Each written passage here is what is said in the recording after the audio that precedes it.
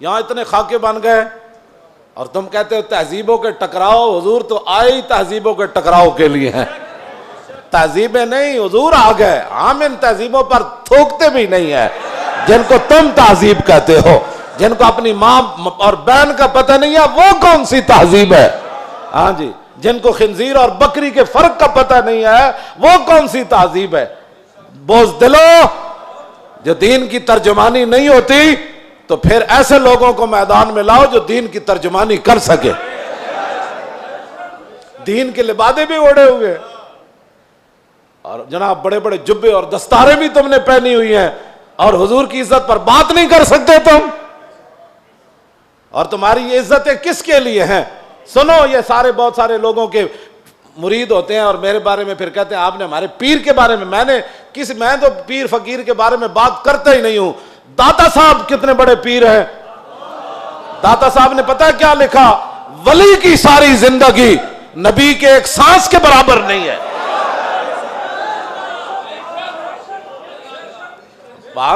صرف نبی کے بعد امام الانبیاء کے تو خلق سے اولیاء.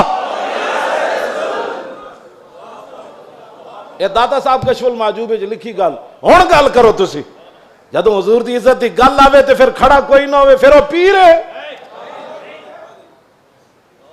تے پھر اپنی جاناں بچائے تے اپنے جناب ادارے بچائے تے اپنے خانقاہاں بچائے. رسول اللہ کی تو سانس کی بھی کروڑوں حصے کرو نا پھر بھی اس کی ساری زندگی اس کے برابر نہیں ہو سکتی. کروڑویں حصے کے بھی. یہ تو داتا صاحب نے صرف انبیاء کی بات لکھی ہے. رہ گئی حضور کی بات تو خلق سے اولیاء اور فاق النبیین فی خلق وفی خلق ولم یدانو فی علم ولا کرم وکلہم من رسول اللہ ملتمس غرفا من البحر اور رشفا من الدیم وواقفون لدے عند حد من نقطۃ العلم او من شکلۃ الحکم. ایدہ تو میں ترجمہ نہیں کر سکتا انبیاء دی عظمت دی وجہ. امام بوصیری گل کتھے جا کے کی تھی کہ حضور دی شان کتھے جا کے ہے. فرمایا سارے انبیاء اور رسل حضور سے یہ عرض کرتے رہے کہ حضور اپنے کرم کا ایک چھینٹا ہمیں بھی عطا فرما. وَكُلُّهُم مِّن رَّسُولِ اللَّهِ مُلْتَمِسٌ غَرْفًا مِّنَ الْبَحْرِ أَوْ رَشْفًا مِّنَ الدِّيَمِ. یا اپنے سمندر سے ہمیں ایک چلو عطا فرما دو. اے لفظ اے شیر ہوندا نا دائیں بائیں تے حضور نے تو سنیا سی بوسیری نو چادر دیتی. جے دے وچ کوئی گل ہوندی تے حضور نے فرمانا سی بوسیری اے شیر کٹ دے. تمہیں مقام رسول کا پتہ ہی نہیں ہے. باتیں لوگوں کو اگر مگر کی کرتے ہو. اگر مگر سے ناموس رسالت پر پیرا تھوڑا ہونا ہے. اگر مگر سے پیرا نہیں ہونا. پیرا رسول اللہ کی عزت کا ایسے ہی ہونا ہے جیسے صدیق اکبر نے پیرا دیا, جیسے فاروق اعظم نے پیرا دیا. باقی رہ گیا حضور کا جلال, تو وہ میں آپ کو پڑھ کے سنا دیتا ہوں کہ حضور کا جلال کیا تھا. مولا علی راوی ہیں اس کے. اب مولا علی کیا کہتے ہیں, غزوہ خندق کے موقع پر جب رسول اللہ پہرا دے رہے تھے ہمارے ساتھ کھڑے ہو کر, 25,000 کا لشکر خندق کے کنارے کھڑا ہے اور وہ یہ چاہتے ہیں کہ عمر بن عبد ود کی طرح ہم اپنے گھوڑے دوڑا کر خندق کو عبور کریں اور مدینہ پاک پر حملہ آور ہو جائیں, حضور پر حملہ آور. حضور خود پھر تلوار پکڑ کے کھڑے ہو گئے. اور جب رسول اللہ بھی کھڑے تھے وہاں تو سورج غروب ہو گیا. حضور کی ظہر کی نماز بھی قضا ہو گئی. جب عصر کی نماز قضا ہو گئی تو محبوب, یہ بھی حضور کی رحمت للعالمین بھی ہے, یہ بھی خلق عظیم ہے.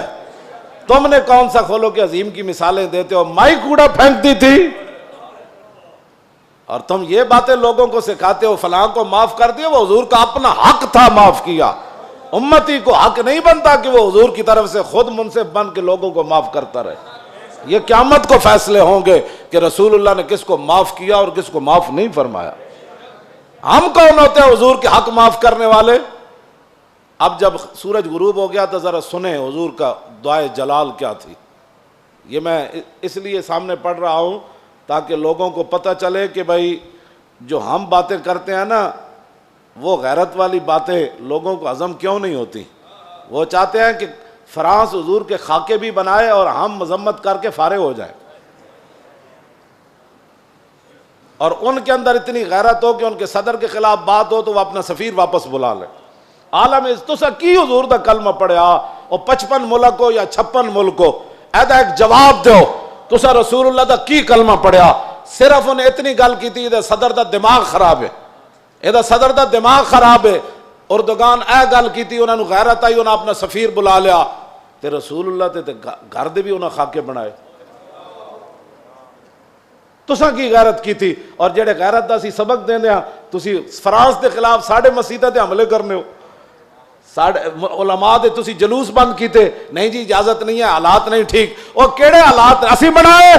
تساں بنائے حالات خراب، تساں یہود و نصارہ دی ایجنٹی کی تھی، تساں چوڑی بار بھیجی اور تساں چوڑی بار بھیجی، اور پھر تم نے اس پر فخر بھی کیا، تم نے اس پر فخر بھی کیا۔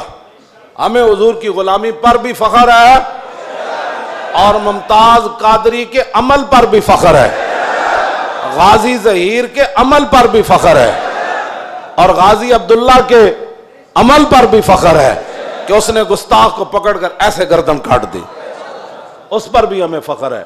اور فرانس کے اندر جو کچھ مسلمان اپنی بساط کے مطابق گستاخان کے خلاف کر رہے ہیں، ہمیں اس پر بھی فخر ہے، ہمیں اس پر بھی فخر ہے، ہمیں اس پر فخر ہے، ہم ان کے ساتھ ہیں۔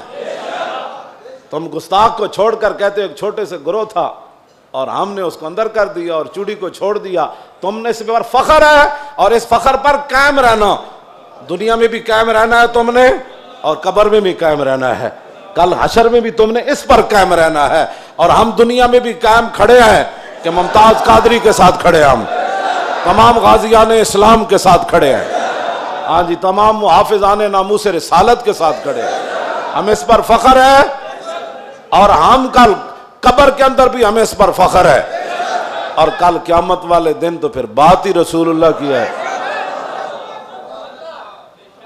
حضور کا جلال دیکھیں، حضور کا جلال دیکھیں، حضور نے کیا فرمایا جب سورج غروب ہو گیا تو عن علی، مولا علی کہتے ہیں ان رسول اللہ صلی اللہ علیہ وسلم قال یوم الخندق ملا اللہ بیوتہم وقبورہم نارا کما شغلونی عن الصلاۃ الوسطی حتی غابت الشمس۔ مولا علی فرماتے ہیں جب سورج بالکل قریب جا پہنچا اور غروب ہونے کے جب قریب ہوا تو حضور نے اس وقت کیا فرمایا؟ یا اللہ انہوں نے ہمیں عصر کی نماز نہیں پڑھنے دی، اب ان کا کیا علاج ہے؟ یا اللہ ان کے گھر بھی ان کی قبریں بھی آگ سے بھر دے۔ یہ بھی تو بتاؤ نا خلق عظیم، یہ بھی لوگوں کو بتاؤ۔ کہتے حضور نے یہ جملہ فرمایا ادھر سورج غروب ہو گئے، تو یہ بھی بتاؤ کہ رسول اللہ نے کیا بات فرمائی پھر اس موقع پر۔ یہ تم نے حدیثیں سنائی ہوتی نا تو کسی کافر کی جرت نہیں تھی کہ وہ حضور کے بارے میں بات کرتا۔